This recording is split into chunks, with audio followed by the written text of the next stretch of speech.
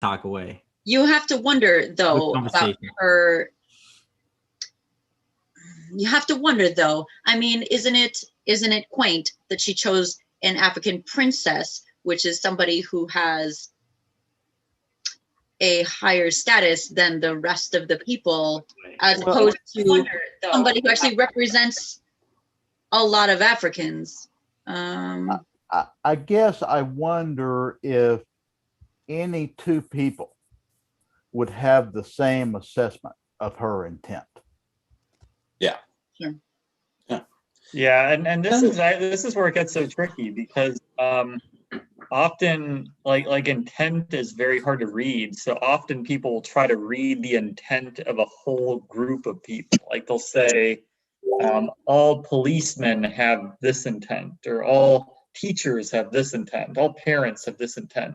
Yeah, I don't know why that happens. That doesn't even it doesn't even seem realistic to do that. Like but yeah, I mean, you're right. It happens. It's just personally, like I feel like we shouldn't have to be starting with that as an argument first, like that. Yeah, but that seems like oftentimes, not every time, but oftentimes the logic behind identity politics. You know, all women think this way, all men think that way. You know, all black people think that way, all white people think that's not true. No.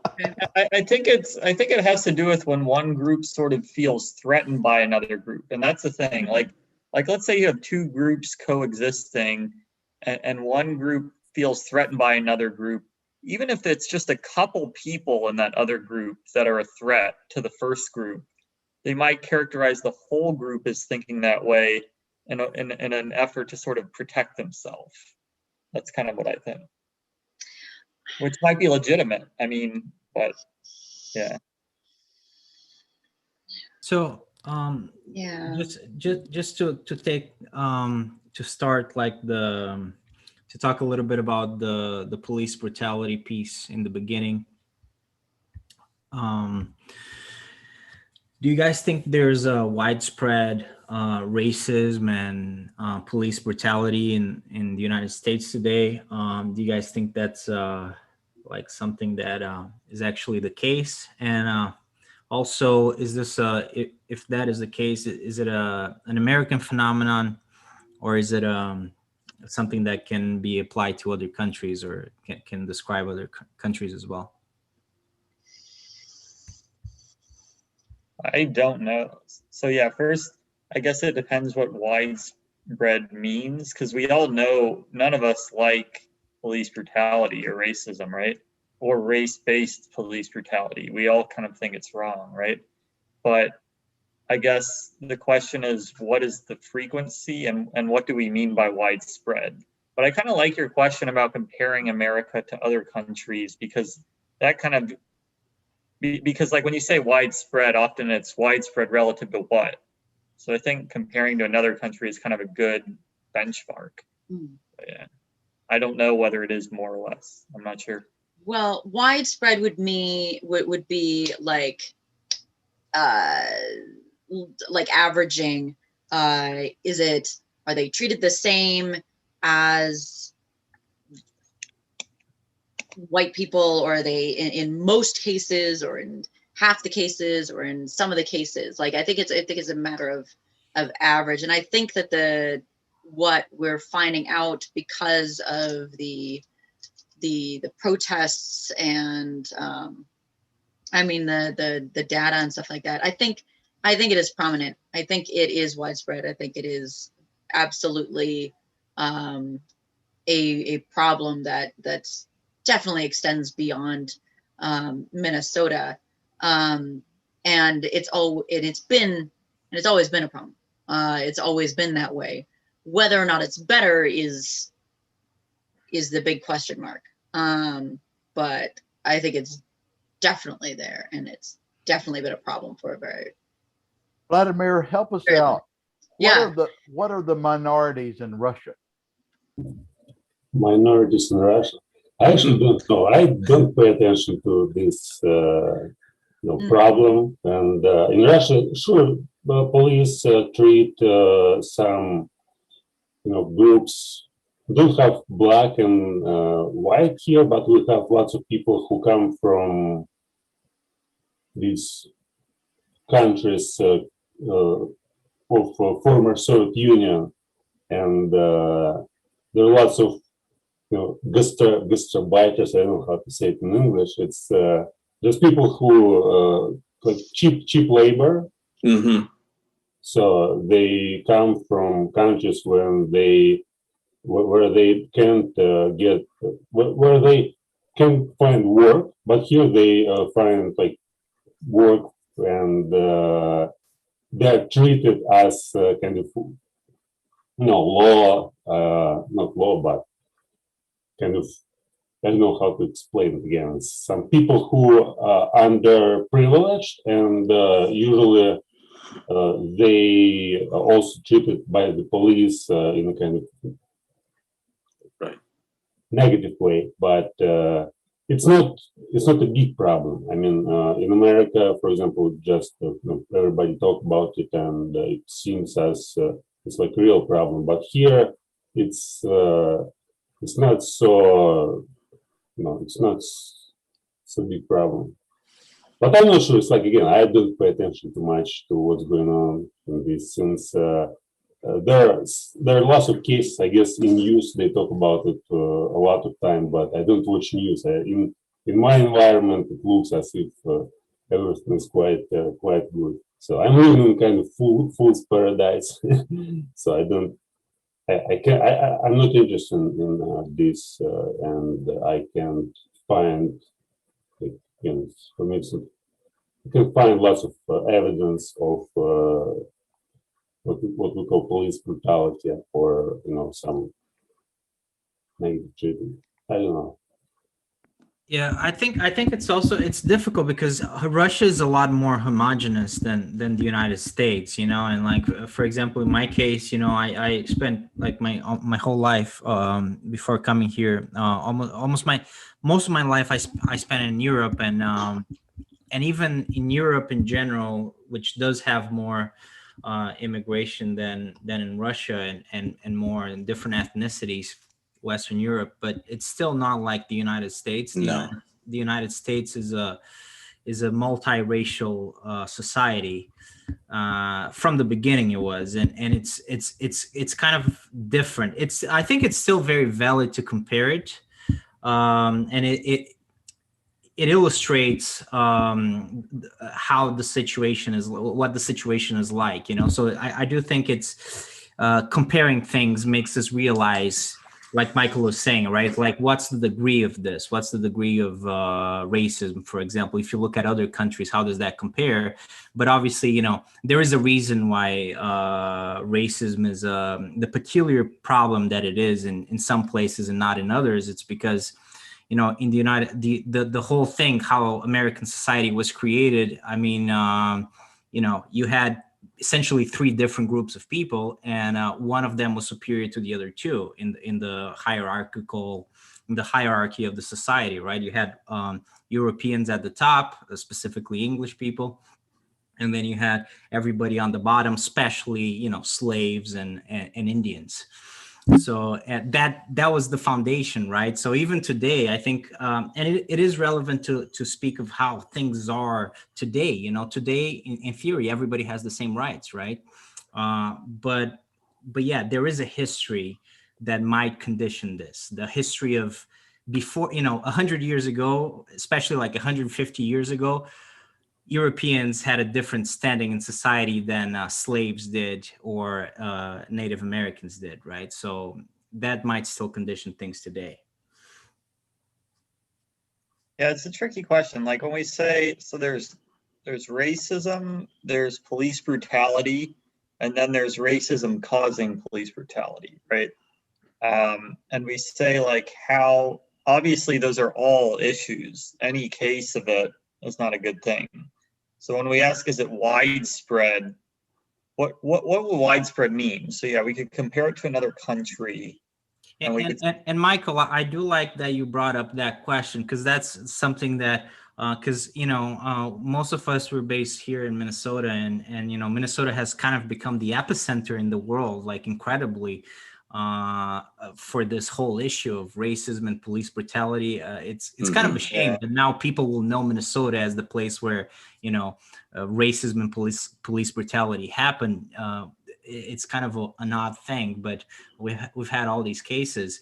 But I think the first question that maybe is interesting to ask, just to try to kind of like untangle these things, is there really like a strong link between racism and police brutality as far as we can determine that? Because you know, maybe we can't really see it, but what do you guys think? Are those things necessarily linked? The police brutality and the racism, are those as linked as, because you know, people talk about, the police killed a white policeman killed a black person, so that's racism, right? So I'm not saying that that's not the case, but it is. I think it's a little bit harder to untangle. Yeah, this is how I sort of framed that, just based on events that have happened in Minnesota. I remember about a few years ago, maybe 10 years ago or 12 years ago, there were two incidents that are close to each other, maybe close enough for me to remember one when then the second one happened. The first one was this happened in outstate in the northern town, I think, and there was a schoolboy, I think it was 13 or 12 or something, and he had a gun, and he was sort of threatening it and threatening with it. And I do remember that the policeman did not reach for his gun. He actually got injured, but he chose not to go through the lethal route and was able to talk down and disarm this schoolboy. And then a few months later, maybe a year later, there's this Hmong 13-year-old child. Hmong Vladimir is a Southeast Asian population or tribe which has a lot of immigrants that have come to Minnesota. And he was being chased by a policeman, and the policeman shot him because he thought he had a gun and was going to shoot him, and then it turned out to be a pen or something, you know. And so there was just, I thought of it, yeah, there's empathy for one, not much for the other. Why is that so? I don't know. Maybe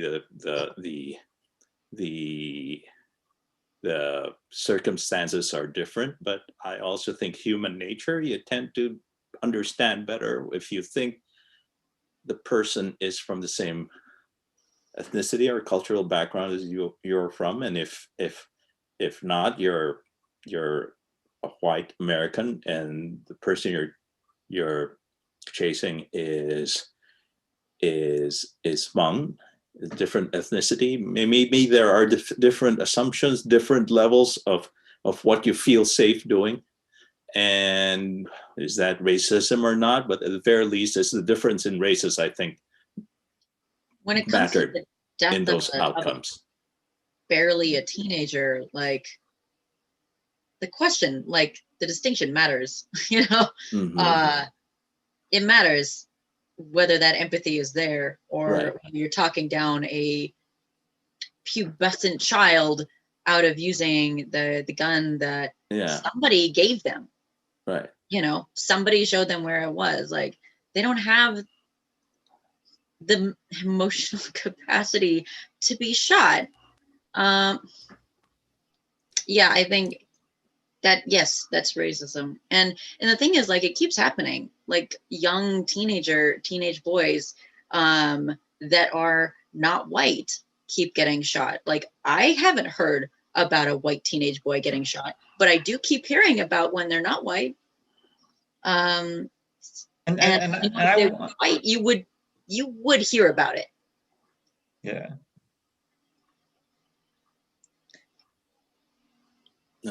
Well, yeah, I mean, it's possible, yeah, but I'm not sure if we would necessarily, you know, because do we really hear about everything that happens in the media, right? You hear about when it happens to white people. That's for sure. You hear about it? We're just starting to hear about it when it happens to people who are not white.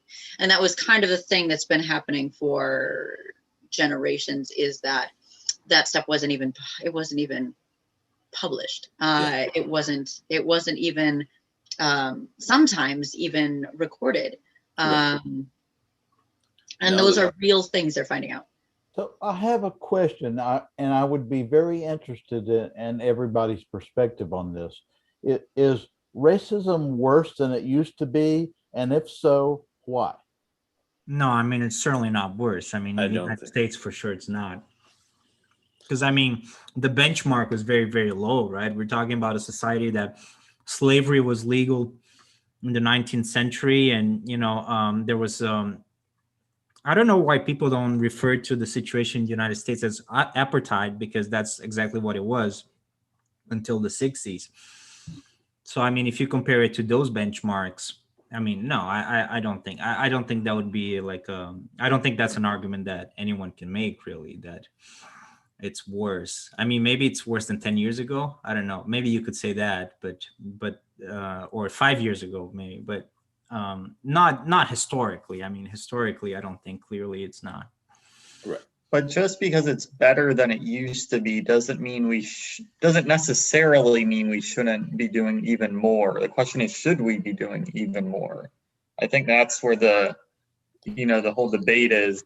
Like when we say, is it a serious problem or is it widespread? I think what we're really asking is, do we have to invest, like, I don't know if it's more money or more resources, or do we have to punish racism harder?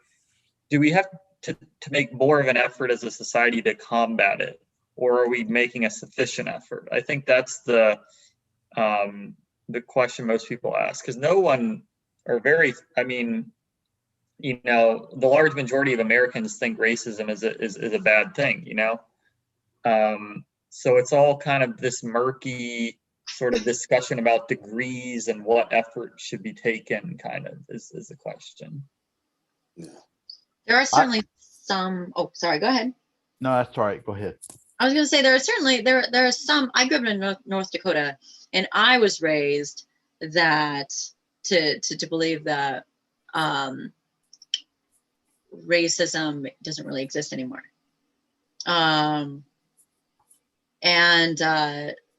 So every once in a while, my dad and I go kind of at it, and but I'm sure you knew it exists somewhat. It's a matter of degree, right? No, I didn't. But, like, do you think honestly, there's not one racist person in the whole U.S.? Well, okay, no, I knew. Sure. So I knew. Well, can you clarify that a little bit? Like, what do you mean? Like, racism did not exist? Right. So, okay, in North to Dakota, there aren't many people of color. And, for me, like, I was friends with everybody, and my parents taught me to be friends with everybody. But it wasn't until I became an adult when things I started learning things weren't the way necessarily that I was told they were. Even in North Dakota, it wasn't, it's not as simple as some people don't know. They don't know what they do. They don't know that they're saying, they'll say, I'm not racist. I just think this way because of my experience, was something that I've heard. It's like, okay, well, when you put your guard up, whenever you're around a person of color, you're racist. And there's a lot of people who don't think that way. They think that they have experience. They think that they are just being wise and cautious and stuff like that. It's like, well, when it has to do with skin color, that's what it is. And so to be able to determine the level of racism that we still have is actually really hard, because for most of the time we haven't been willing to look at what it really means. We haven't been willing to investigate it because we don't want to investigate ourselves. We don't want to be potentially a culprit. Right. And we don't want it to be us, because we think we're really practical, and we're giving everybody a chance all the time, and it's only the people who are, you know, Nazis. I'm not a Nazi, so I can't be racist, but I think just the fact that we're ignoring the exploration of what that really could mean is kind of erring on not enough. I think we have to be willing to take it seriously if we want to have any kind of impression that we might be doing enough, is to actually look at it, actually research, actually believe people who have been researching it. I completely understand what you're saying and what Michael was saying earlier. And I may be going off on a tangent here, but it seems to me like things like the Civil Rights Act of 1964 and the Voting Rights Act and all of that, laws are very important, and we need to have laws. But ultimately, what has to change is not laws, it's people's minds. Yeah.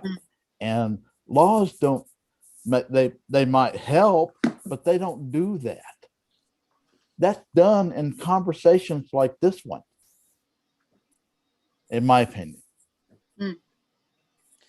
I think it has to be a full court press.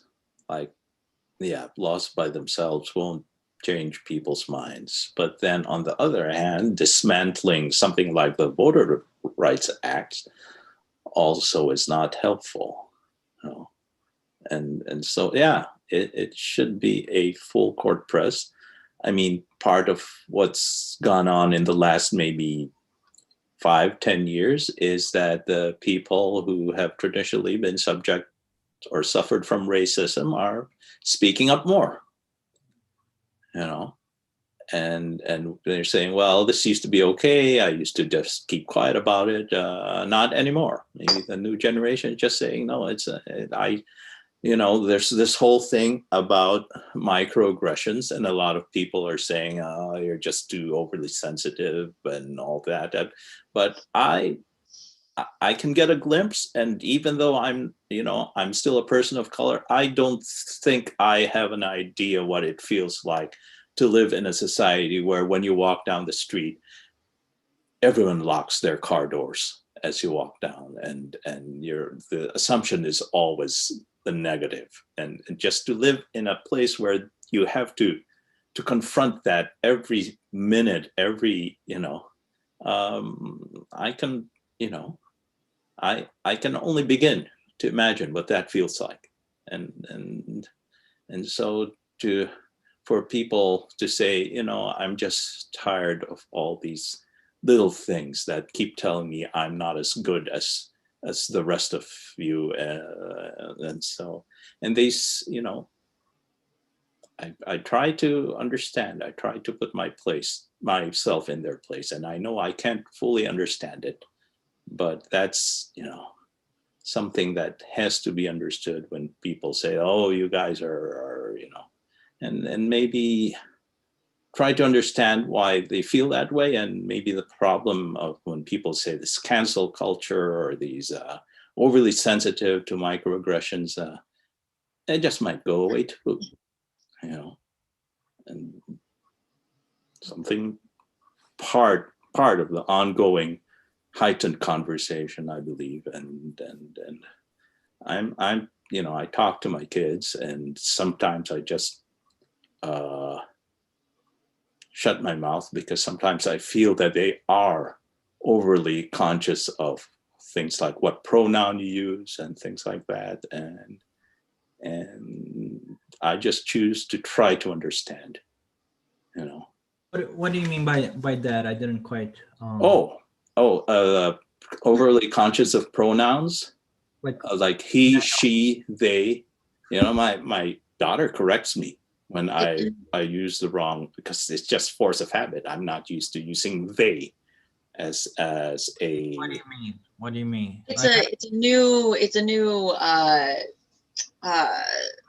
implementation in schools to be more to allow more acceptance of transgender, right. especially, and non-binary and non-binary, Who's they? Like a transgender person? yeah, as opposed to assuming somebody based on their appearance identifies as female or male. yeah.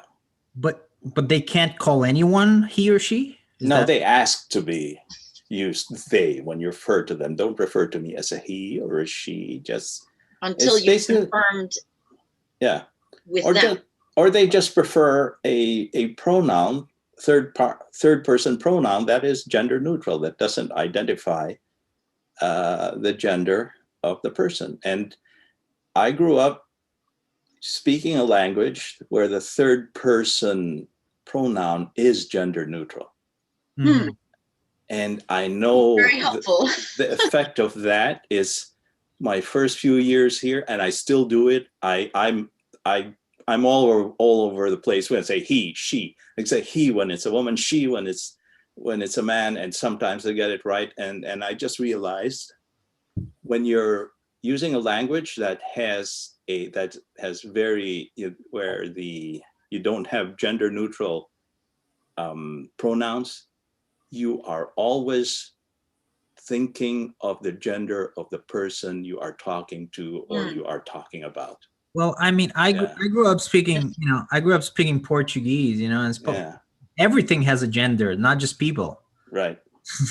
A lamp, a table. Same for all Romance languages, Latin, based languages. The same in Russian. Yeah, and they say that's neutral. German as well, neutral in Portuguese, So that actually affects a lot how people think, because I think it was like in German the word for bridge is female, but in Spanish it's male, and they asked Spanish speakers to describe a bridge, and they described it as like strong, sturdy. Yeah, we're not capable, like people with languages like that. Apparently Russian is the same way. I didn't know that, but we're not capable of doing that. Like we have to think in a artificially, because if you learn how to speak English and English becomes a language that you're accustomed to, yes, okay, you learn it, but naturally, if you speak a language that everything is a male or female,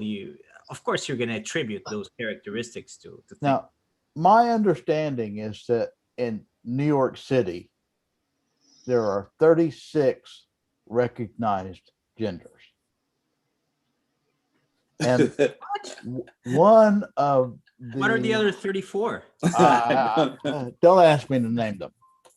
And one of the people who was talking about this on a news program, and this is just an anecdote, it's not necessarily how everyone views it, said that gender is a spectrum. So if it's a spectrum, there are more than 7 billion genders. An infinite. And it's not just agree, that some say it's also So how do we know what to say? I want to go back to kind of something. So Natasha talked earlier about people's sort of natural defensiveness, like when it comes to examining our own biases. We have a sort of defensiveness. We don't like to admit that we have certain biases, right? That's really interesting. Yeah. My question is, how do we know what's the difference between possibly examining our own biases and maybe reading too much into it and thinking that we have these thoughts that we don't really have? Like, is there like a degree where it's like, is there a point where it's good to examine your own biases, and is there a point where you're over examining and now you're reading into things, kind of creating a story that doesn't exist, I guess? Well, and we do know about implicit biases. Yeah. Right. Yeah. That I think we should just admit that we do have implicit biases. I grew up in a country that was an American colony, and the thing about colonized peoples, even several generations down, is that they sort of adopt the prejudices of their colonizers. Hmm. So I have implicit bias against Blacks. It's the culture I grew up with because it's something that 50 years of American occupation brought to the country, my country, and was sort of imbibed by the local. You can't help it. It's there. And so if you're there, you want to identify with the upper echelon of society rather than the lower echelon. And because the upper echelon, they use the bad words, to describe African Americans. And so that attitude was imbibed maybe subconsciously. And if I do the Harvard test for implicit bias, it comes out. I'm implicitly biased against African Americans, Blacks, but I take it as people who are on their conscious thought are trying to do the right thing. I'll just take it as face value. I'd rather take people at face value for what they say and what I see they're trying to do, and maybe that's a good starting point for how to deal with the fact that all of us have our implicit subconscious biases, and I think most of us are trying to surmount it. I agree. I'm sure we all have biases and we all have prejudice, and we should strive to overcome that wherever we can. And I look forward to the day when the color of a person's skin is as insignificant as the color of a person's hair. Yeah. And to me, if an advanced alien culture contacted us and we were to crow about our accomplishments, all of the things that human beings have done are overcoming their self-created problems, in my opinion. We create a lot of problems for ourselves. We do. But we're very imperfect creatures. We can't help it, really. We're like monkeys, That's not something that we can really help. We're like chimpanzees. We're not bonobos. Yeah. So we're the more aggressive type of monkey, really. Mm-hmm. I was going to go back to what Dave, I'm sorry, because I know you commented about gender, right? And I sort of took the conversation away, but I wanted to tie it back sort of to what I was saying. How do you know, when it comes to gender, people are told to examine their feelings, do you feel male? Do you feel female? How do you feel about your own identity, right? And some people come up with lots of sort of some people like gender fluid. They say some days I feel like a male, some days I feel like a female. And there's other kinds of different sort of agender. So my question is to what extent is that a real thing, and to what extent is that sort of reading too much into it and coming up with a narrative that doesn't reflect the actual reality? Because I'm sure for a lot of people it's a real thing, right? But how do we know? I don't know. Is it a real thing for most of them, or I don't know if this anecdote addresses what you're driving at or not, but maybe it will. But my wife and I recently went to see David Sedaris, and I don't know if you guys are familiar with him, but he's a gay writer, comedian. He does presentations and all that. And he got up and he started talking, and started talking about the gay community, and he said there's LGBT, and nowadays they're LGBTQ, Yeah. and the Q stands for questioning. And he said, I'm sorry, but if you're not sure, you don't get your own letter. Okay. Hold on. So I'm gonna is talk it- about. Okay, go ahead. Okay. So personally, I can say just a little bit about this. I grew up born female, but for a good portion of my life, well into my 20s, I felt pretty androgynous and like asexual. The reasons why I don't exactly know why, but I would have dreams where I was often a man rather than a woman, and I would be in relationships, and but I never practiced anything. So can it happen? Is it real? Like, yeah, it's definitely, it's very real. And it's like, when you're the person going through it, there aren't a lot of guideposts. Sure. There's religion, which was kind of what dictated the relationships I chose. But should religion be the deciding factor in your sexuality? Like, no, absolutely not. So it's gotta just be a personal journey and choice, because from experience, it is totally possible to have just no indicators of which way you're supposed to identify, and some actually very confusing subliminal messages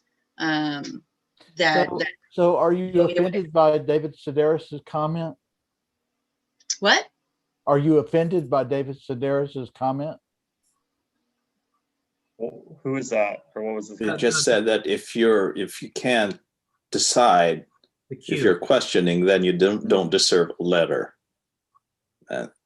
which is right. Well, I'm not offended.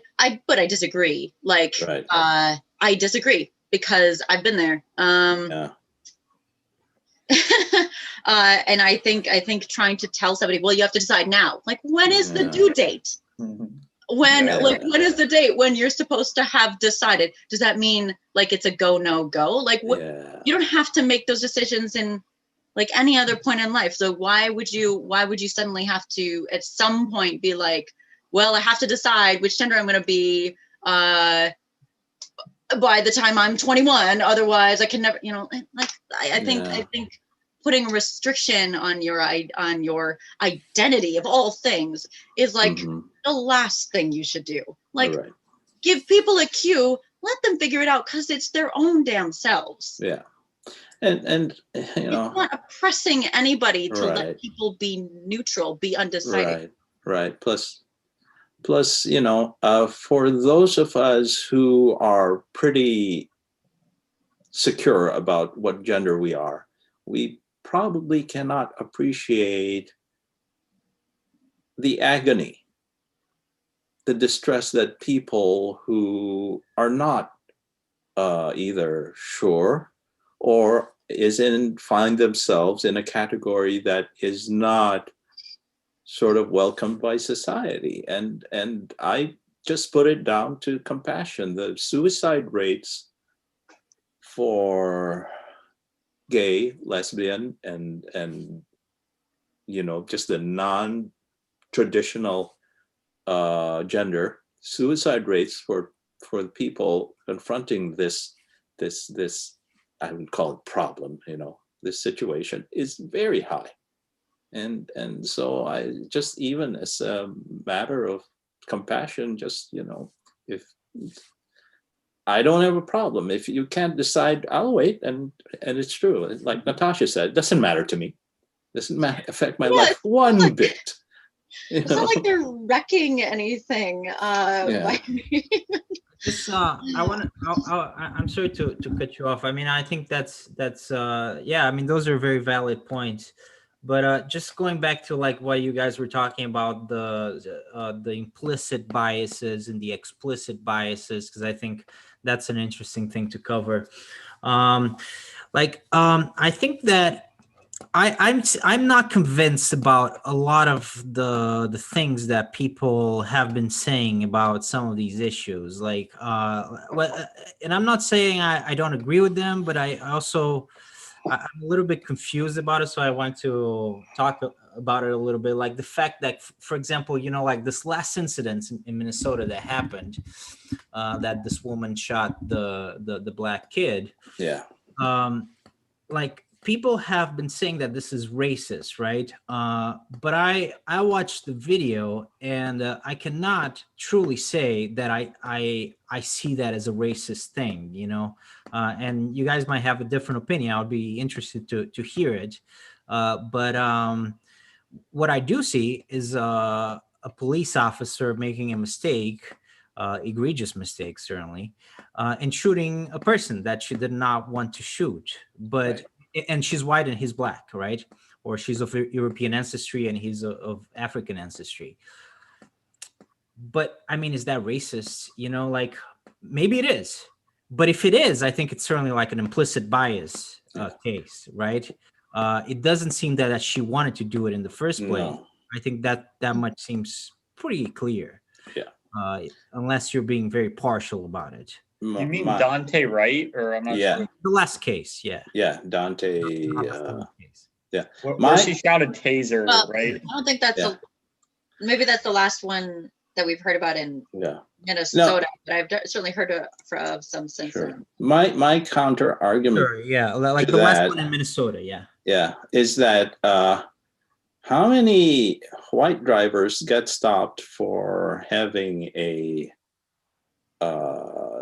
what you call this, air freshener hanging from their rear view mirror? I live in Eden Prairie. That's a suburb, a very white suburb of already a very white metro area. And I think when I see, is that why he was stopped? Yeah. I didn't know that. It's for some minor traffic violation. And when I see a car, which smells like an excuse after the fact. Yeah. When I see a car stopped in the highway and with a police cruiser right behind it, the number of times that the driver, and sometimes it's a perfectly good looking car, brand new or whatever, in good condition, not a junker or anything like that, the frequency that the driver is African American is much higher than the African American proportion in Eden Prairie. And I think that's the case in Edina. And I've had some person tell me that the suburban police departments actually are very strict with African American drivers because they want to discourage African Americans from driving through or being in their city, in their department, and so that's a context that we cannot disregard with Dante Wright, I think is his name. That could be an interesting social experiment for people to actually, like we use apps for all sorts of things, for there to be like an app for people to record who they see being pulled over, as opposed to, or just record when they've been pulled over, and see what the metrics end up being just for pullovers, not citations, not, for people to personally be be recording that stuff rather than relying on law enforcement to be doing it accurately and releasing everything and all that kind of stuff. I think that could actually be really, really helpful indicator of what exactly we're dealing with. And that is a good point, Raul. But I think that, like, what about the actual incident? Because I think for me, you might be right about that, but I can't, like, I have no way, right, of, Oh yeah, nobody has any way of seeing how true. I believe that it was an accident. I believe that she thought she was pulling out her taser and turned out to be a handgun, and that's happened several times. So I also discount when people say, "Oh, can't believe that." I think she really wanted to shoot him. He did that. People that say that clearly did not see the video and thought about it. Yeah, and it's anger too. That it was a mistake. But what we were talking about with implicit bias and where that would possibly come to play in this incident would be, yes, it was an accident, but if it were a white person, would she have taken a moment to make sure it wasn't her gun? And that would be a probably, you know, that would be a big probably. And that's where it ends up. Is to me, if a person doesn't know which hip they have their gun on, as opposed to their taser, they have no business being a police officer. Absolutely. Absolutely. And she was in the 20 years as an officer. Obviously, she made a mistake, but that could have happened to any after 20 years of experience. No, like that does in your hand. What I'm saying is that that would have happened. Well, how should I put it? That's not really the question that we're asking, right? That's like, the question is, she made a mistake, right? I mean, if a different question is, how did she make a mistake? You know, like, yeah, you guys can ask that, but I don't know the answer. You know, I don't know the answer of, like, how did she mess up? I mean, maybe she probably doesn't know the answer to that question, right? She obviously made a terrible mistake. But the question that we're asking here is, was that mistake, or was she using the gun or the taser? I guess in her mind, she was using a taser. So was she using the taser because he was a black person, or was she just using a taser because she wanted to control the situation? Yeah, so I think what you're asking is did the color of the person's skin have undue influence on her reaction? Right. Yeah, that's what I meant. Because the fact that she messed up, you know, with the taser gun thing, I mean, yes, I mean, that much is clear, and yeah, we can, you know, but that's not really the question in terms of the racism. Not that she used a taser at all, or was trying to. Yeah. Okay, got it. No, I do believe that the color of the driver affected her, even if only in a subconscious way. And you know, these are the hardest things to get rid of. That you know, because like, for example, in that case, and this is unpopular. I think it's unpopular because people want to be on the right side of this. Mm-hmm. But like, I also think we should look at the reality of things. You know, like in the Floyd case, the reality of it is that at least, you know, he was being, you know, the cop was not acting, was like using too much force in that situation. He wasn't like, he was completely disregarding like the well-being of the person that was on the ground. I mean, there were a lot of things that were wrong with that video, right? But this last one of her making this mistake, it doesn't seem unreasonable, other than the mistake itself, which was horrible. Like, in that case, it doesn't seem unreasonable that, in fact, the cop trying to arrest him was himself of the same ethnicity. He was African American, I believe. Right. So, like, I just don't see, like, if there was racism, it was implicit racism. But even then, I mean, wasn't it reasonable for her to try to tase him, right? Like, he was someone who had a warrant, and he was trying to basically escape from the cops and get into his car and drive away from the cops. I mean, that is, that is not, like, if I did that, I'm pretty sure I would get tased, you know? Right. I think But Michael would get tased and you would get tased, Natasha. I mean, most people would get tased, if you're trying to I don't know actually trying what's to get into the car and drive away. I mean, that's something you do in video games, not in real life, right? I'm just saying this. I don't want to like come from a biased perspective. I'm just talking about in this case, for example, the fact that people are jumping into the conclusion that this was a racist incident to me seems a little bit unclear.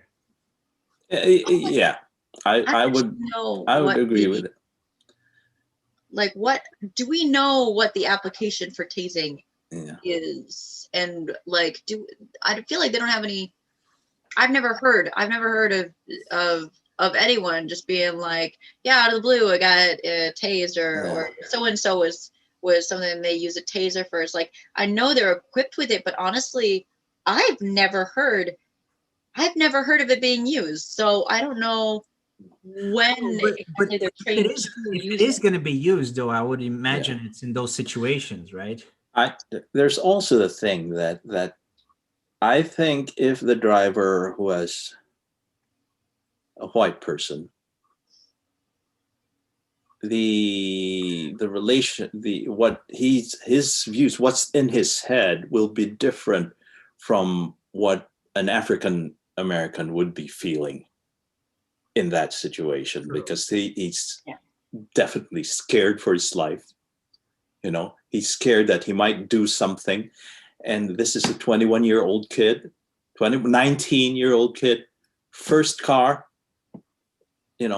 We all know about 19-year-old kids. They're not really thinking straight yet. Judgment is the last thing that develops in the human brain, and he probably just lost it, panicked, tried to run off. The same kind of mentality that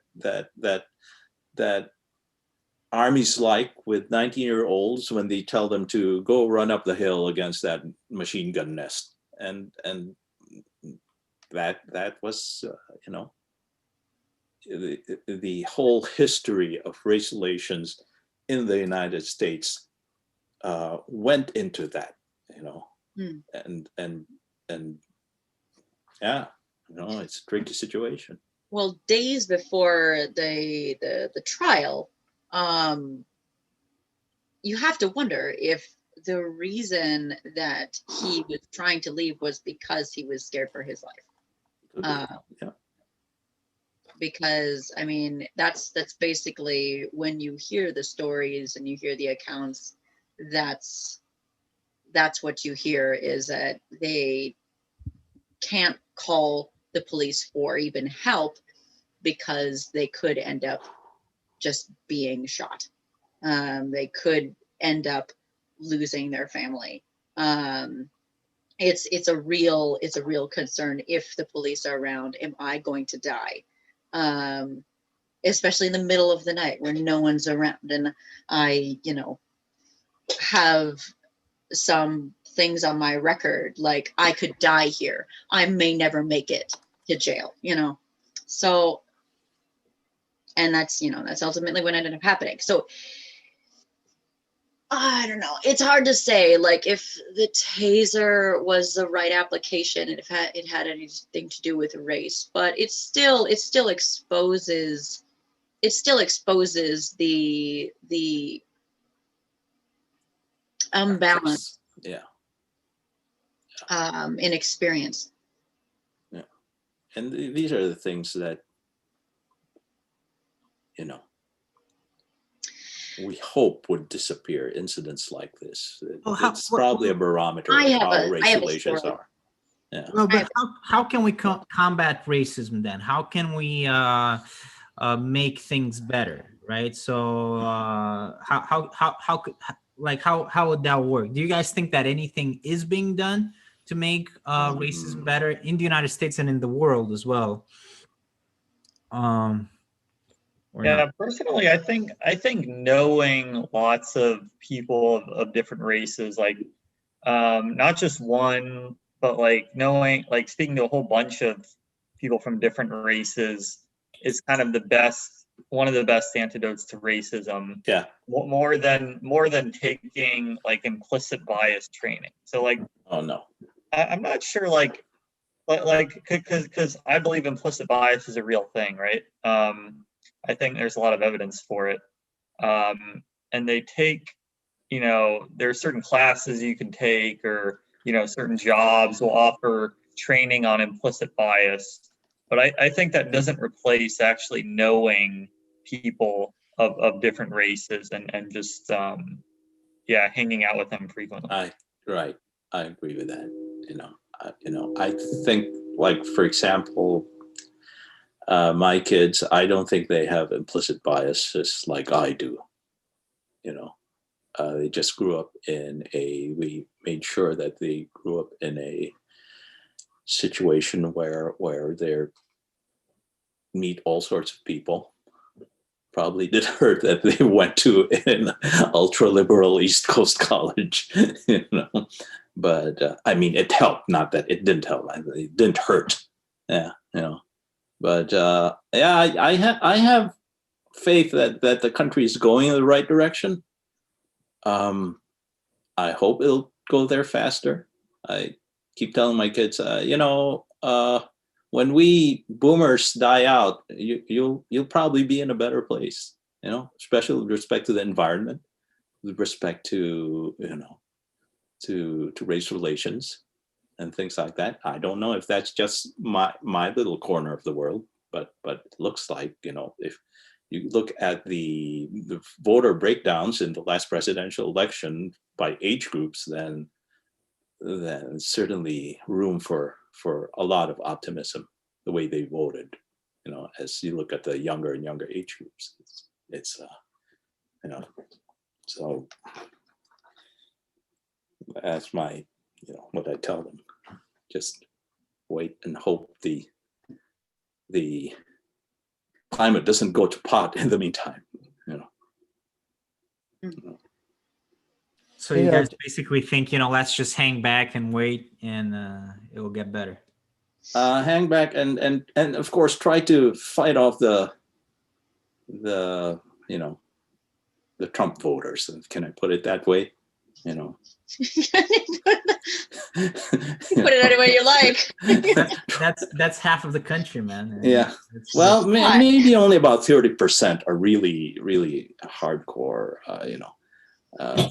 Others are winnable. They just go along with as long as most people are.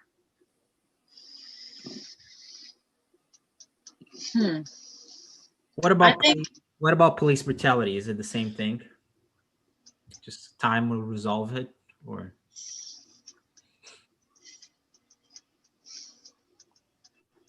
Would you say, like, is there police brutality in Russia? We kind of asked you this question, but like disregard the racism part. Like in terms of the police brutality, do you think that's something that people experience, or like is that a debate as well?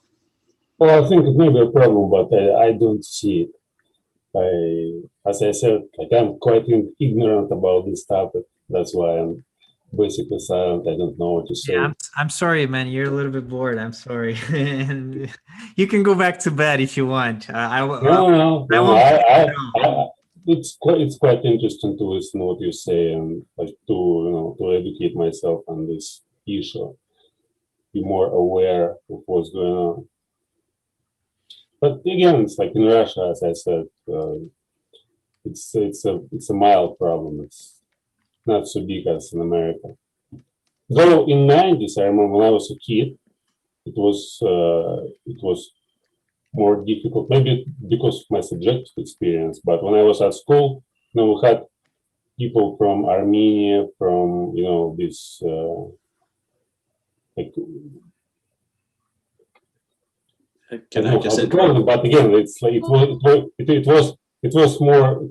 more tense, and people who, like in this city in Kaluga, there were like these people were mostly on high positions, so they had like business, money, government. They controlled lots of things here, and there were lots of talks that we should get rid of these people. That Well, I'm not leaving. Sorry. Yeah, but now it looks as if it was kind of in like it wasn't because it was real, but it was because I was just a little kid and could believe everything I was told by people who was older or by news or by media. I don't know. Yeah. Okay. But police, I guess it's everywhere. Like everywhere, police behaves in a way when it's not just towards people who are different of different color, but like I guess for police, it's just kind of inner bias that if I'm a policeman, I'm kind of superior and I might do, you know, I might do more than actually like than actually may be done. I mean, like if you're a policeman, you feel yourself kind of, I have more. If there's something wrong, I'm certainly feel superior to, you know, to act according to laws. Like it's not just acting according to law. It's like if I'm a policeman, I am law.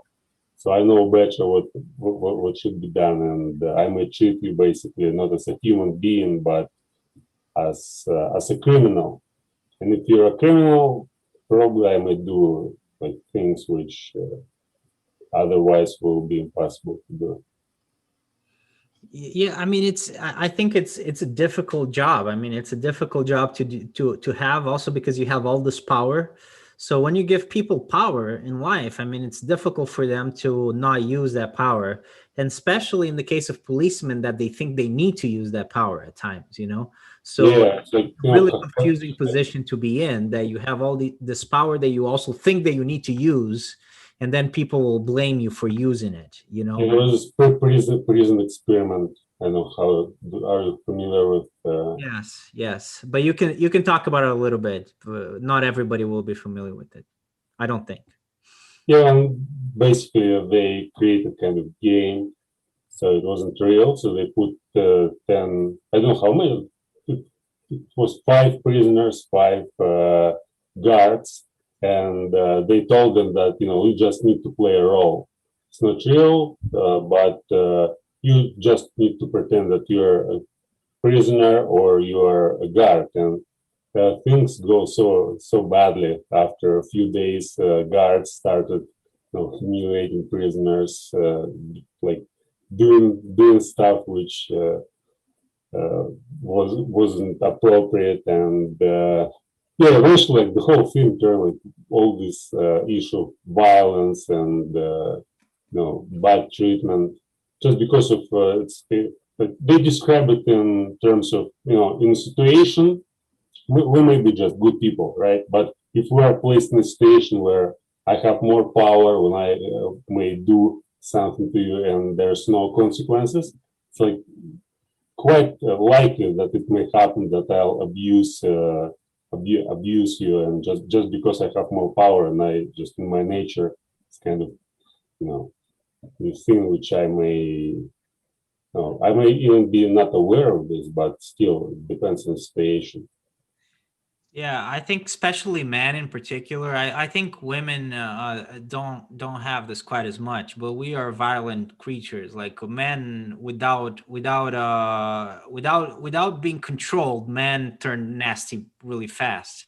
And you see this, like for example, in war, right? I mean, soldiers go crazy when there are no restrictions. Like you see like atrocities left and right. I mean, it's like a commonplace thing that happens pretty much every time. Like we're talking about before the video started, we were talking about Vikings and pirates. I mean, Vikings and pirates, like they didn't hold back like one bit. Like if they found themselves in a position of power, they would just completely abuse other human beings. There was no there's no holding back at all. So it's a minority of people really who don't have that problem of just abusing their power when they have power. Yeah, I think the good thing now. Oh, I'm sorry. Yeah, go on. I was just gonna say, I think the good thing nowadays is that we have body cams, so the police's power is checked at least a little bit, because I don't know if it's after every single incident or after some incidents, but there's like the guy that examines the use of force on the body cam and makes a determination of whether or not it's appropriate, and that sort of goes on the officer's record. So that's kind of like a check on the policeman's power. So if It might something, not. Oh, I'm sorry. Go on. go ahead. Oh, I was just going to say it might not always be super effective, but it's somewhat of a check. Yeah, I was gonna say, like, what about cases where it gets turned off? Like, that's pretty much immediately suspicious, isn't it? Yeah. I don't know why they would do that.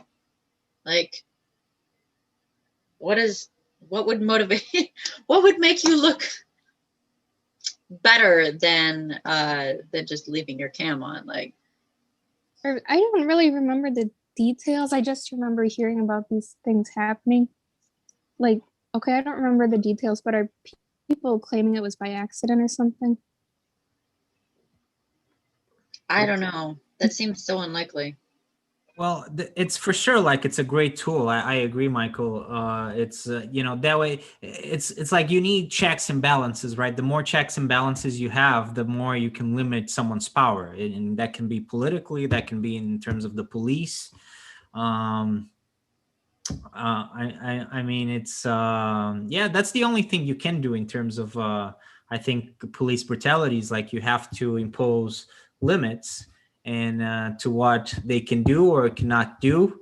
And the tricky thing is though is like if you impose too many limits, they might not be that effective, right? So that's the other side of the coin.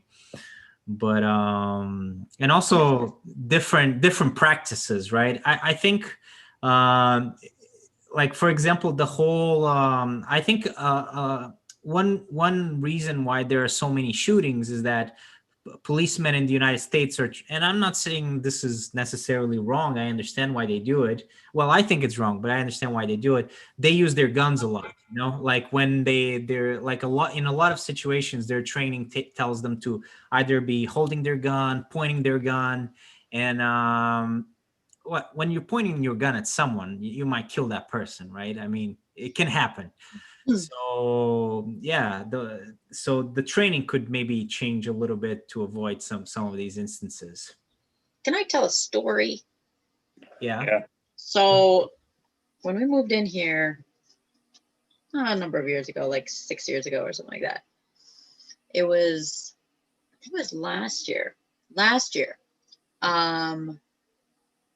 There was an incident across the street, and there were a number of squad cars out, and then eventually some SWAT teams, and all night long these police officers sat outside this house where a man was having some kind of a PTSD attack or something like that. And all night long they sat on their loudspeaker with the block surrounded, telling him to put down his weapons and come out. And they would go on that loudspeaker every 60 seconds, maybe 2 minutes max. All night long, they talked to this man. They tried to coordinate. They went up to the door. They threw a phone in to try and communicate with this one dude inside a house. The people he was staying with had evacuated because he was getting weird. And they spent the whole night trying to preserve his life, basically. Eventually, they took him out in a body bag. Apparently there had been like I don't know, there was some kind of incident on the inside. I don't know if he had put some traps up. He was a vet. But that is what, like, that's what respect for life looks like. It's putting in all your effort, trying everything, all the skills that you've learned to preserve the life. And that is not even close to equal.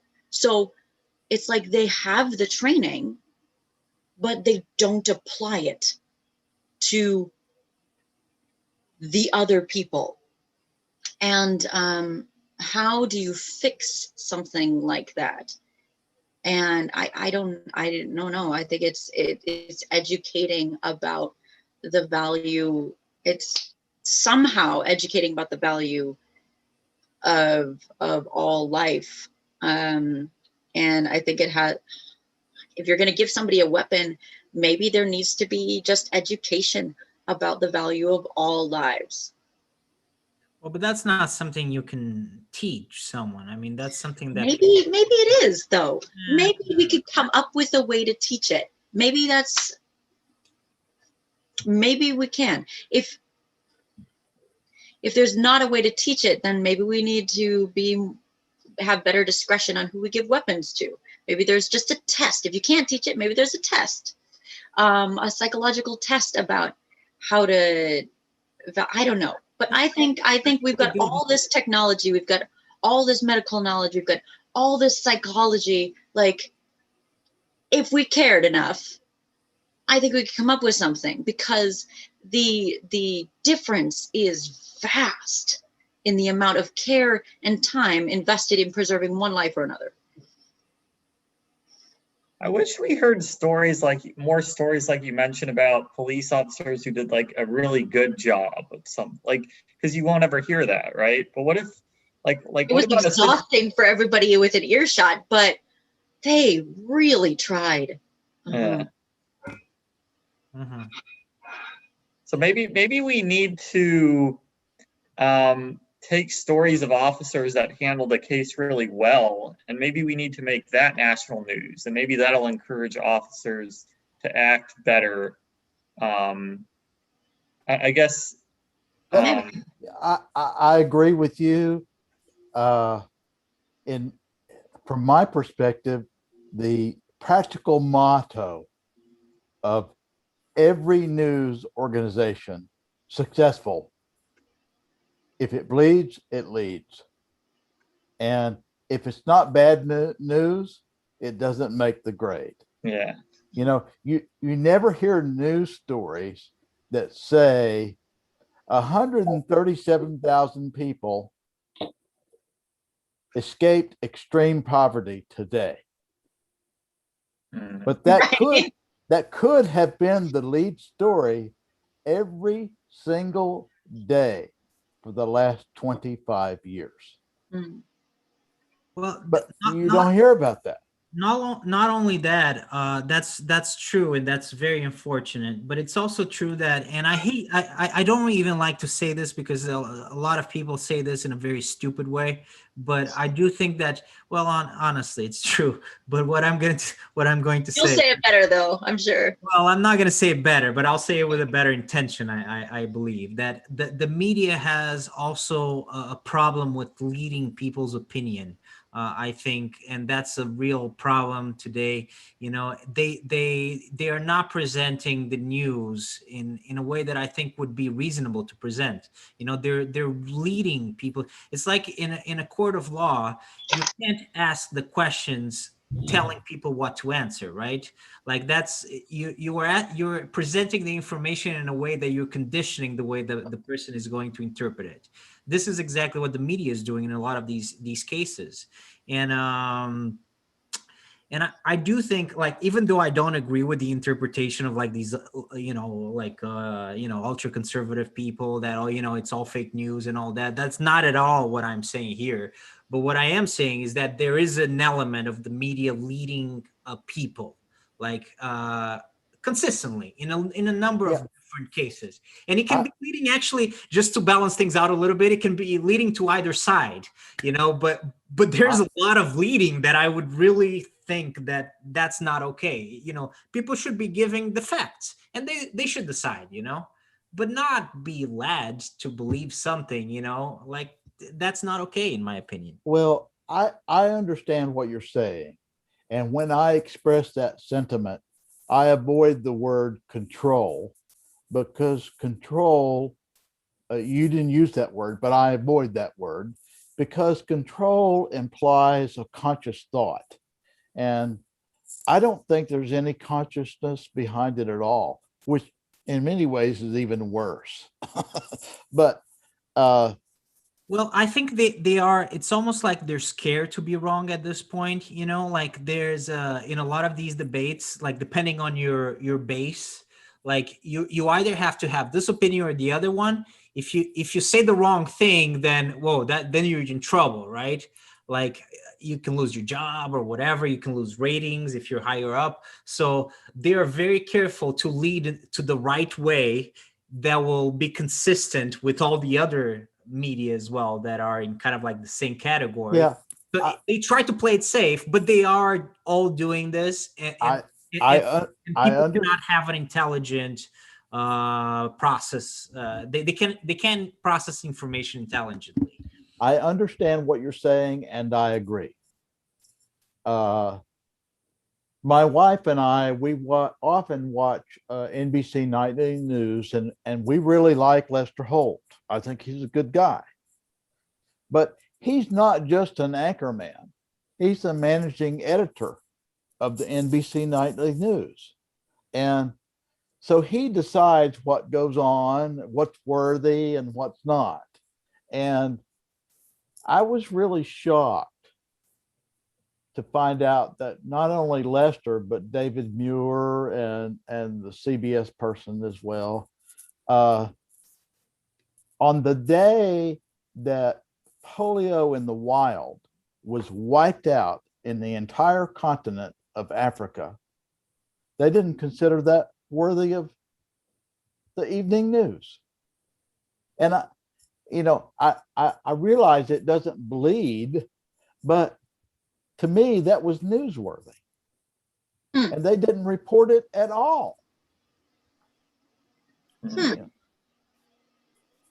Yeah, they report what sells, and what sells right now is what's controversial, right? Like if there's a potential for racist police killing, that's controversial. That's gonna sell. I mean, it doesn't take a rocket scientist to understand what sells and what doesn't, generally speaking. So that's why they love Trump so much. They said they didn't love Trump, but I bet the guys, up No, they did. love it. Free money for everybody all the time. And then maybe towards the end, it was a little bit too much. But for a while, they were just riding the wave. People are like, they had to listen to it. And it doesn't really matter if it's good for society or not, whatever it is. It's it's unfortunate. That's so many things that are wrong about capitalism. Unfortunately, many things are good, but the news for profit, unfortunately, has created a problem. Which is you can only really report what is sensationalist. The only problem with that technically is that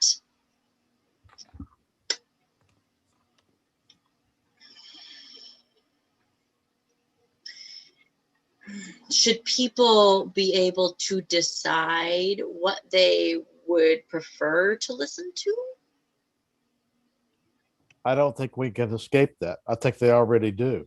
Well, that's exactly what I'm saying. Like, while some people would like certain organizations to not sell basically what they're selling, it probably makes more sense to try to create something neutral than to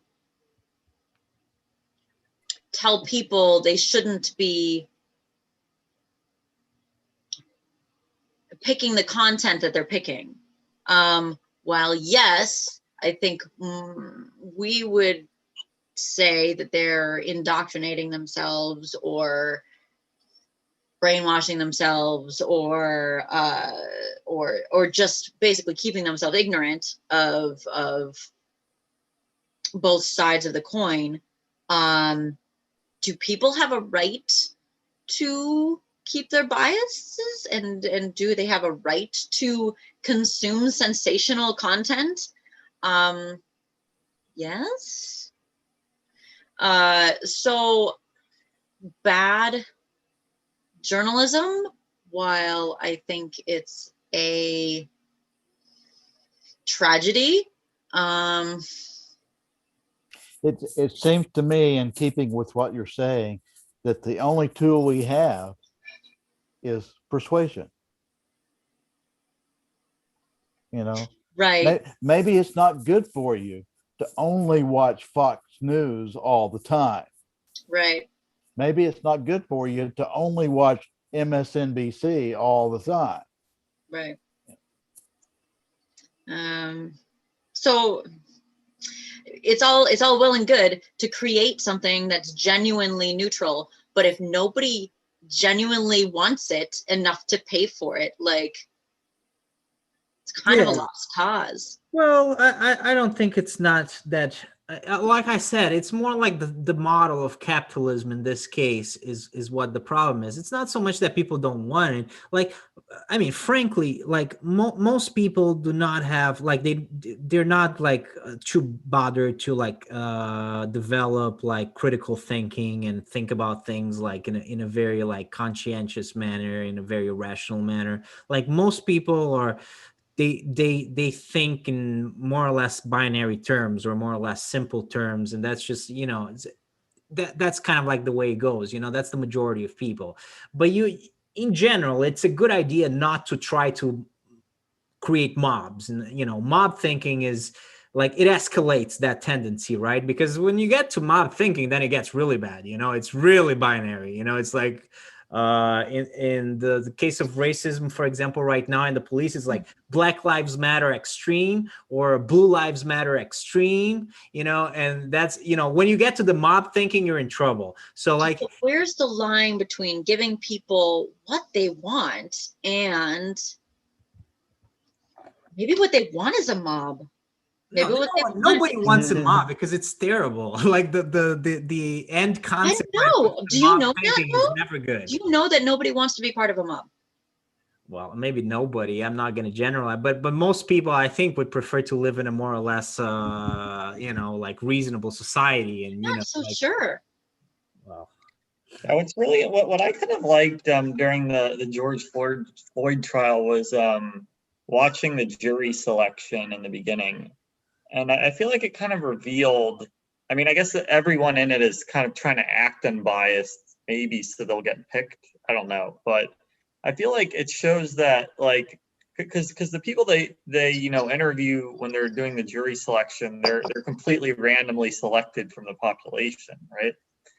And none of them like when they were asked questions by the lawyers like acted super like pro Black Lives Matter or like super pro police or like when you heard their answers, most of them were like a reason kind of a reasonable middle ground between the two, right? So I feel like that is most people, I feel like. And then there's some people, farther on one end and some people farther on the other end. But yeah, the jury selection just gave a nice random sample of people, which I liked. well, there's also an element to that. I don't know if it's part of that because I don't know a lot of the details about the case and the jury and all that. But they pick the jury as well. In Yeah. the American system, so like they have to agree that it's a good jury. Both the prosecution and the defense. So that might be they probably started out with not that number. Is it 12, right? It didn't start with 12, I think it starts with 30, 40. I think it starts with a bunch of people, and then Yeah, but you they could hear them interview. You could hear them interview all of the 30 or 40 before selecting the 12. Oh, okay, fine, yeah. Then yeah, I don't know. Then yeah, that's good, I guess. Yeah. Maybe yeah, maybe they were trying to be as impartial as possible. Which if that's the case, that's good, right? I mean, that's good news. I was thinking this seems like a hard case to find unbiased jurors for. Yeah. Yeah, I mean, there's a big division, And yeah, I read normally they try, like normally they will try, or they'll have jurors who haven't heard of the trial before, but that was basically impossible in this case. Yeah, they try to find people. I think a few of the people had never seen the video. A few of the jurors when doing the case, but I think some of them had seen the video. But yeah, the judge like asks them, "Can you put aside what you've seen previously?" And of course, I don't know if that's like physically possible, like biologically possible to just pretend you haven't seen something. But yeah, they try to get people that like hadn't spoken too much to their like friends or family about it, so they could get like their own opinion on it.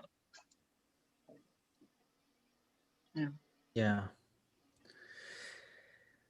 Um, I think like the best thing would to advance towards like a post-racial, sort of a colorblind society in the world. Like I'm not really sure why like ethnicity or like race, like why those things like matter all that much anymore. Like before they really did. In the Americas, I mean, it was it really mattered if you're white or black, because you would end up on one side or the other of society. But now that everybody has the same rights theoretically, it's really more like it is what it's in people's minds that is holding back really equality. And then yes, you can make the argument that there are economic infrastructures that are different and all that, and all that is true. But going forward, I certainly believe it would do a lot more good to kind of like to try to eliminate all these differences as much as possible than not, instead of like insisting on them. But I don't know what's necessarily holding people back or holding society back. Well, I know one thing, like there's always this need to categorize in the United States. There's always a need to categorize people by race. I mean, you can't like do anything without if you have to answer some questionnaire, they'll ask you what race you belong to. Like it's that constant need to categorize people racially. I think that's like tremendously counterproductive. For example, that's one thing that I can think of.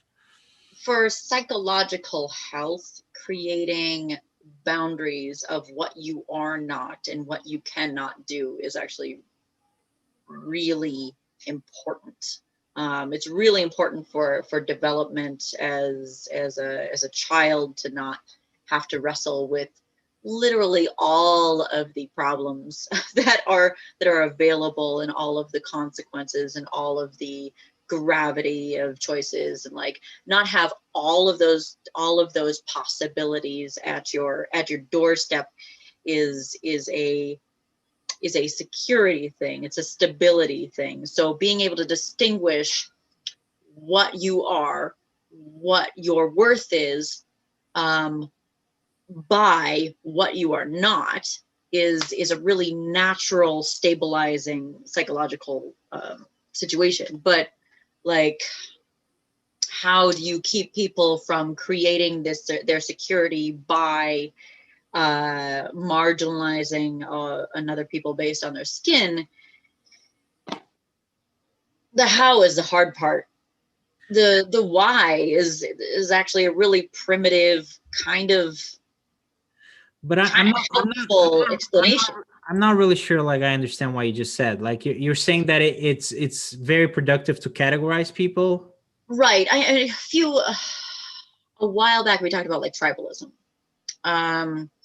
So understanding, I'm saying when it comes to family unit stability, or even individual psychological stability, being able to define yourself and distinguish yourself from others is hugely beneficial, as opposed to saying, like we said, like not knowing your gender when everybody else knows when everybody else knows their gender, and not being able to discern what that is, not being able to confine what defines you, is really hard existence to deal with psychologically. So by saying I am not this. I don't identify with this. They are something else. The foreignness is a threat to my psychological stability. And it's just the foreignness. It's, like I said, super primitive, super instinctual, stabilizing method is identifying foreign factor means I will have to question everything that works for me right now. And so counteracting something that's inherently stabilizing is hard. You basically have to teach people to have emotional stability despite emotional threat. You have to untrain this really basic way of functioning emotionally.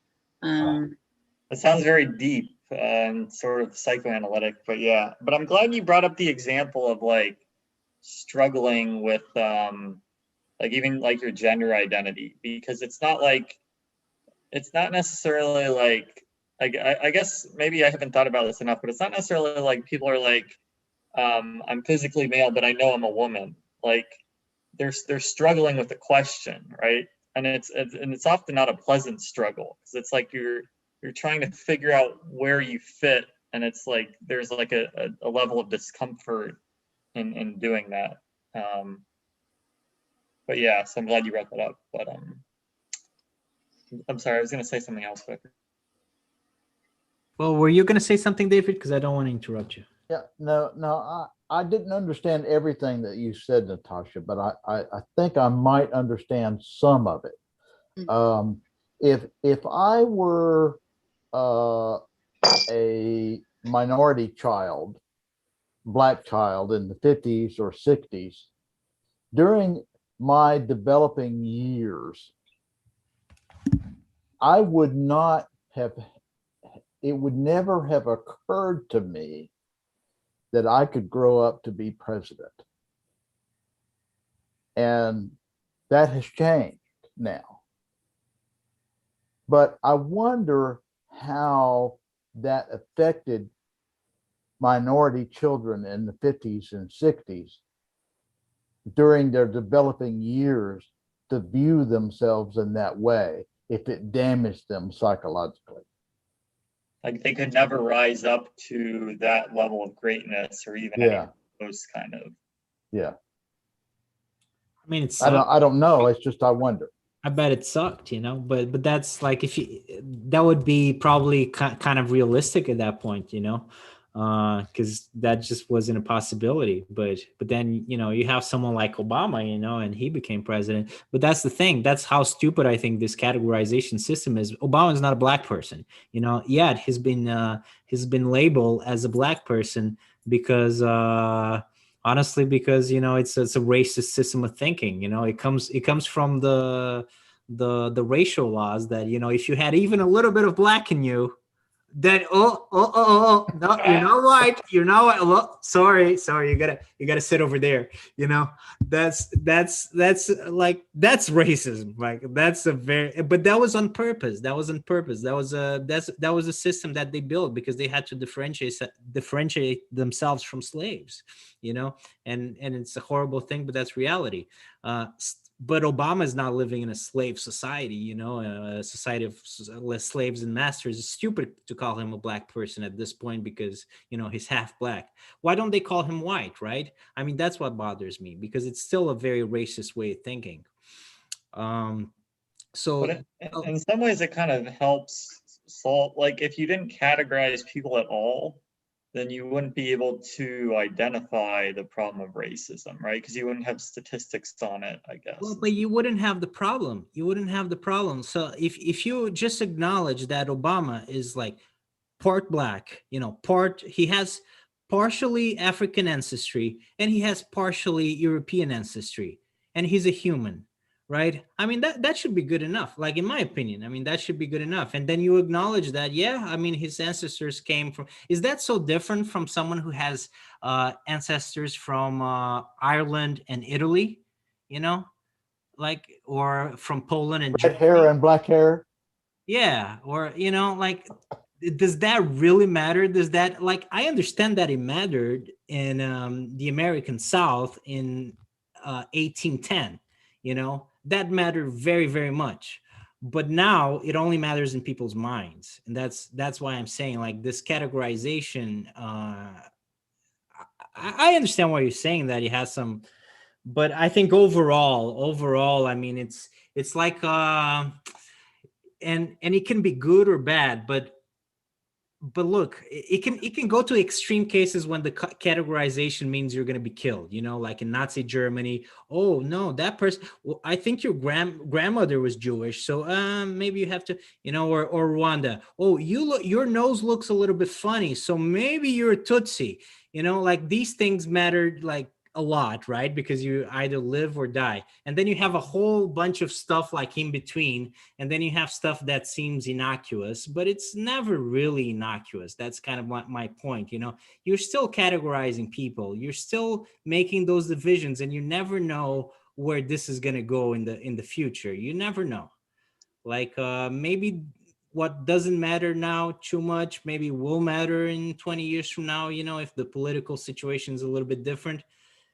I think it would be a lot more productive if we really want to get past this stuff. I mean, just to start assuming that people are humans and have different types of ancestry, and that's it. Yes, but how?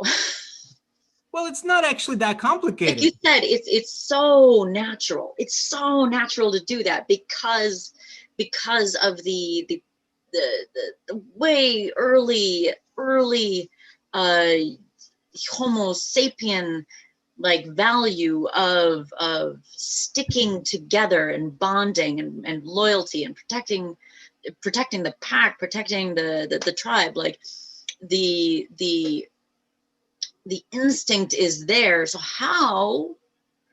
Well, how do we educate people I, out of that? but the I, thing is that, I, sorry, go ahead. I don't know how we do it all, but this could be one aspect of a solution.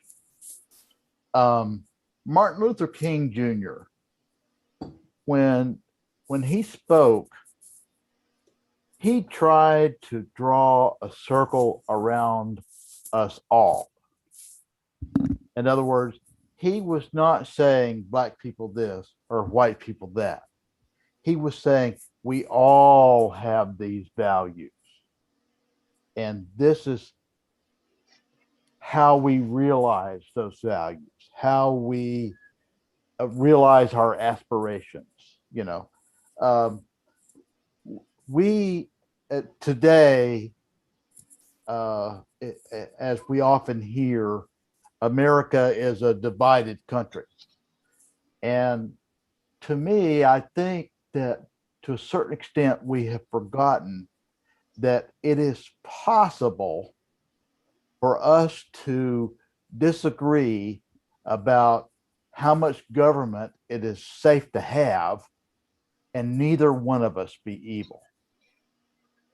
But too often today, we're told that if, or we believe, maybe not we're told, but we believe that anybody who doesn't see things exactly as I do must be evil. You know, and we can't read their minds. You know, when did we start thinking we could read each other's minds? I don't get that. A lot of people think they can read each other's minds. That's Yeah. true. Kind of something a little bit crazy to assume. It's Yeah, it's not helpful.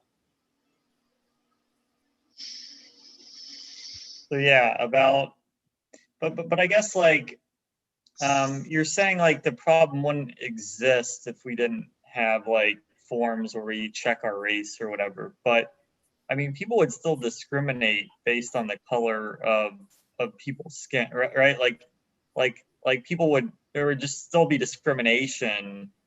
Some people would just look at other people's skin and based on that discriminate, right? So I guess it kind of helps you put a metric around, but like you can, it kind of allows you to get at certain metrics that you can use to help quantify the problem, right? Well, yes and no, because you're right to some extent. Like you look at some, like if someone's like looks clearly okay, like they have African ancestry, you okay, sure, you can tell. Like yeah, if you have a bias against black people, yeah, you're gonna have that bias. But it's not the case for everybody, like and also it's not just about that, it's about the fact that you have to think about it so much, like all the time you're being reminded. It's very different being in a society where sure, yeah, you can look at people and sort of kind of guess where they're from. In some cases, in some cases it's more clear than others, but it's a very different situation. And I can tell you, like from personal experience, like I had, I had never really thought about what race people were, it's not something that I was like constantly thinking about, and certainly not what race I was, like it had really never crossed my mind. Like this whole thing of trying to like come up with like what is someone's race, whatever that is, which is like, you know uh, anyways, it's very stupid in a lot of cases. But like just that exercise, that constant exercise of trying to determine like if that person is in that box, if that person is in that box, like that is a very complete, it's a completely different way of thinking than just like going with the fact that, yeah, I mean, people look different, And it's a and you know, different thing. It's you not the know, same. in some circles, just asking somebody where they're from is a racist question. I Yeah. I don't get that. I mean, I I think if you ask somebody if they're from America yeah. when Well, you're in America, I guess that's when it becomes racist, not where are you from? yeah. Maybe I within guess the I states guess or nearby. the thing to me is uh coming up with the worst possible explanation for why somebody might ask that. Hmm. You know, and completely ignoring all of the innocuous, courteous things that people might have for asking such a question. Hmm.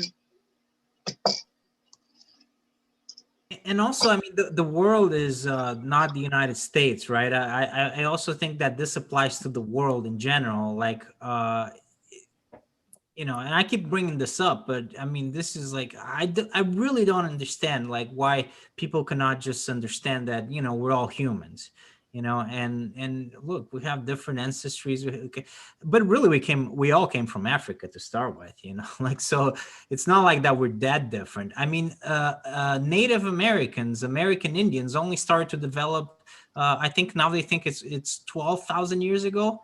That's really not even that long that that we even moved to the Americas in the first place. I mean, all these divisions are really just a matter of people going to different places. And this was all, by the way, it was all before globalization. That's why people developed in different ways. That's never going to happen again in the future of mankind because we're globalized now. So really the only like, if you look at the future, the only like feasible race for men, for humankind, is really humankind. Homo sapiens. It's the only thing that is feasible. All these divisions are like really circumstantial things. So I think our continued antagonism about this issue, not here, but in humanity as a whole, may be an answer to the Fermi paradox that, you know, galactic civilizations are just avoiding us till we get all of this straightened out. look, in the 20th century, that's like imagine like the aliens looking at us in the 20th century, because we were really going through a crisis in the 20th century. Like the Nazis were very concerned with this, like some of the other fascists was very concerned with this, the Japanese were very concerned with this, like the South Africans were obsessed with, like, well, who's white, who's black, like where they gonna go, the South of the United States kind of like did the same thing. Look, everybody was like really, really, really obsessed with these really tiny, like the Rwandans even like, it was really by the shape of your nose, what it looked like, that you're going to go like into one tribe or the other. There are completely different kinds of humans, which like the whole thing was made up. Like in Yugoslavia, the Serbians, the Bosnians, and then the Croatians, which were, you know, like the all of these divisions, if you look at it from the perspective of an alien, they're, you know, they're absolutely idiotic. Why are we assuming that aliens don't have these issues? Well, maybe they have these issues, but they're looking at Maybe they outside do. Well, from the outside, and they're looking Maybe at the us. aliens who find us are the Nazis Well, who won. let me put it this way.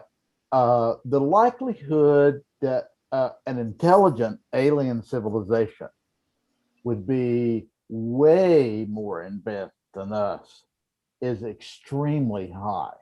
Yeah, if they're able to get here, they'll look at us like monkeys. So they're, you know, and if you have an intelligent species that is millions of years ahead of us, they're probably saying, we don't want anything to do with that planet.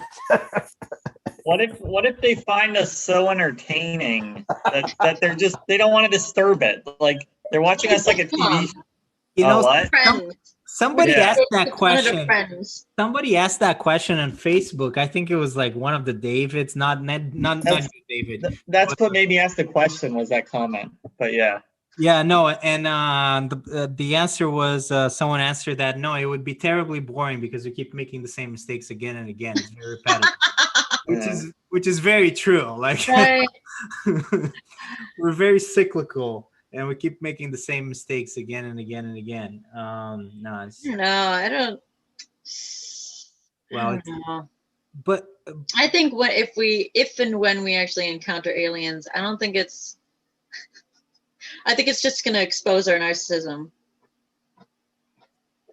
Well, where we're not actually something to avoid. We're also not something to conquer. We're also not something to be entertaining. Like, yeah, we're just not that special. Well, it depends on the aliens. You know, if we go by sci-fi, you can go a number of different ways, very different ways. Mm-hmm. But I mean, I wouldn't want to be a human if I wasn't a human. Like, I don't have a choice. But I mean, we're pretty, stupid species. I mean, the way we treat each other, I mean, it's very, very stupid. There are some good ones.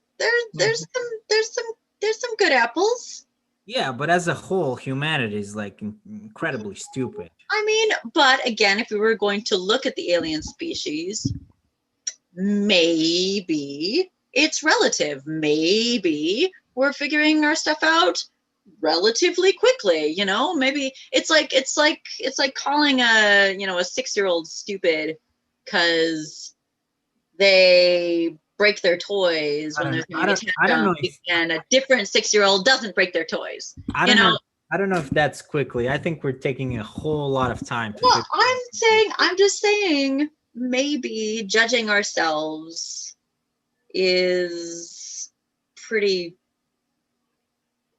pointless when we don't have anything to compare ourselves as a race to. Well, generally speaking, like I can imagine like a different kind of human that is a little bit smarter. That would be a whole lot smarter. Like, for example, like just it's common sense. Like our species seems to lack all common sense. Like we're right now we're destroying the planet, and we're all gonna die if we keep doing the same things that we're doing right now, and we keep doing them.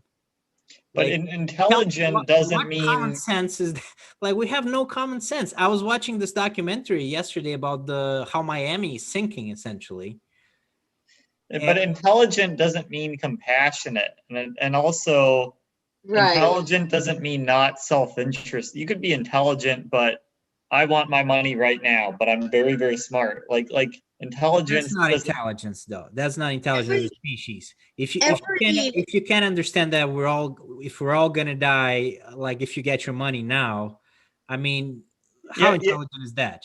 Yeah, but the thing is, it's game theory. So it's like if you don't think you can really do much to affect it, because like if you're just self-concerned and you're not willing to partner with like the rest of humans to solve the problem, you just want what you want right now, then you could be like really intelligent, but you're just trying to figure out how to get what you want. Like, I mean, yeah, I don't think intelligent means like you want the long-term good of humanity. Yeah. Every virtue has another side of the coin. So every positive aspect has a negative side. So like capitalism is very individualistic, and that breeds innovation and ambition, which are great things. But it's also really selfish. But being generous, being a team player can mean that you're settling for the status quo, that things go really slowly and you don't leave anybody behind. And like having common sense, being practical is great, but you can leave things like compassion behind, or you can leave like emotional aspects behind if you're too practical. So I think I don't know, if we actually had a parallel species that we could be comparing ourselves against, then maybe we could say we're doing a really shitty job. But or if all the other species could no, but all the other species could speak, they would tell us to go somewhere else. Go to Mars with Elon Musk. Leave us alone. we can compare ourselves to people of the past. I thought you would say that.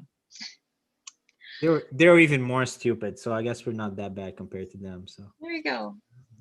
Yeah, but they also didn't know what we know. It's arduous task to bring the whole average up. Like, you have to look at every individual factor and assess the weakness of every individual factor that's keeping the average down. You have to lift it all up slowly, and it takes so much time, and it's hard to wait. But anyways, we have to. I think we're doing okay. Vladimir he needs to go to bed. He needs to go to bed because it's too late in Russia. We got to let him sleep. Vladimir, I don't know how you didn't fall asleep, because you're not even that interested in this topic, and you're No, I'm interested, but I don't have much to say. That's not the same as you're not interested. Yeah, actually, let's say it's maybe exciting. Do you think it's mildly interesting? Mildly interesting, maybe. Somewhat interesting. I do think that we touched on something that might make an interesting topic for another night. Is I'm like an alien observing. Alien observations. Yeah. Craig would love that. How would humanity react if an intelligent alien species contacted us? That's a good question, I think. Yeah, I've heard maybe we could send them music, because we don't speak the same language, right? So maybe we'd want to try to communicate with them somehow. Yeah, that's a good question. How would we communicate with them? What if they have pets and their pets make music? Or how do we even know they have ears? Just come across sounding like dogs barking, and that's what they hear when they hear us. Okay. They would think we're their pets. Yeah. My fish makes this noise in the morning. Oh, isn't that cute?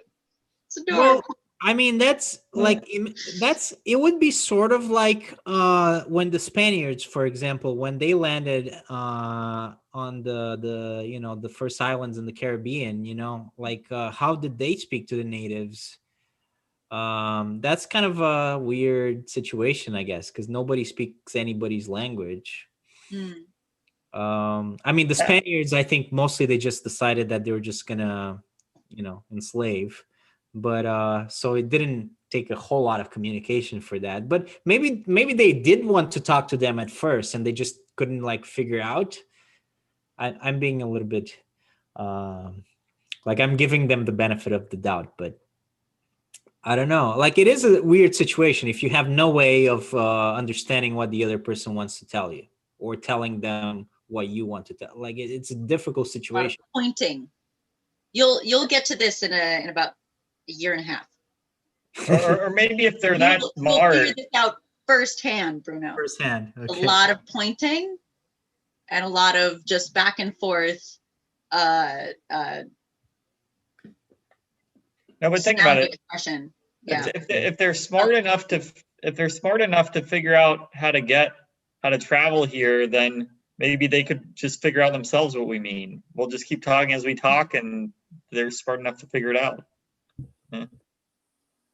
Maybe. Yeah, true. In that case, they would probably already speak all of our languages by the time they got here because they probably had the time to figure it out. Yeah. Yeah. So it wouldn't be a problem. It was a problem. Unless we were like the first civilization they encountered. No, maybe. they would have studied it beforehand, maybe. What makes you think that? What if we're the first ones? Because we have media, right? So they would be, they would have like little aliens listening to this video and coming up with systems to understand what language we're speaking, and they would do this for every YouTube video. So they would probably speak all the languages by the time they got here. There's like a lot of assumptions there. Natasha's like, Yeah, they would. Yeah. They would communicate. Well, I'm just thinking about They would us, our communicate in astronomers. like perfect English, Yeah. perfect French, perfect I Spanish. think about our astronomers. I think about or astronauts. Like what do we focus on? We focus on getting to space. We focus on getting as far as we can. We don't focus on any equipment on what to do once we get there. We get there first, and then we figure out how to deal with it. Again, we're not that smart. They would be smarter. Well, well, with the moon, when we landed on the moon, like they took precautions to make sure, like, because they didn't know what chemicals might be in the moon dust. So they like wore like gloves and like did a bunch of, but like they wanted to take some of the moon dust back with them. But they put in like a careful container, and then they quarantined themselves for like a couple weeks after they landed. So they took some precautions, but yeah. right. Yeah. But precaution for what you can anticipate is different than knowing what to anticipate and then taking preventative measures or actually addressing what you're going to encounter. Anyways, let's right. let's Getting ahead of ourselves. do you guys have like final remarks, stuff that you want to say before we end this, so Vladimir can go to bed? Not much more. That's about it. Like final thoughts on how we can make things better regarding racism and police brutality. Yeah, I think implicit bias is a real thing, but I think it's not something you can sort of learn academically. Or I'm kind of skeptical that it's like an intellectual thing that you can fix in yourself. I think it's something you fix through experience and just meeting lots of different types of people. That's my final remark. Agree. Is that it? I would say research and statistics and using more of our social media and app creation, stuff like that, to actually gather data so that we can get a real scope of what we're dealing with in the first place. So then we can create a plan once we know what we actually have. Because I think it's really underrepresented, it's really underreported, and like we don't have the information that we need to create like really meaningful, effective plans. Yeah, so hopefully Zuckerberg will listen to this video. Mm-hmm. In our daily lives, drawing a circle big enough to encompass all of humanity. That seems to me what we should try to do. Martin Luther King. Yeah. I'm all for it. I like it. Yeah, I'm not gonna repeat what I said before, but yeah, I think thinking post those stupid divisions, I think would really be the way, in my opinion. Instead of like focusing on them all the time. What do you think, Vladimir? Do you have any final thoughts? It can be about something else if you give us a poem if you want. A poem? No, anything. Like if you don't want to say anything, you don't need to. No, I don't know. I don't Okay. know what to say. All Cool. right. All right, I'm gonna stop recording. Thanks for listening, guys. If anyone Carol have anything to say? No, Vladimir doesn't want to say anything. Oh, Carolyn. Oh, Carolyn. Okay, I think I'm good. I can't think of anything else right now. All right. All right. Well, thanks for listening, everybody on YouTube. We appreciate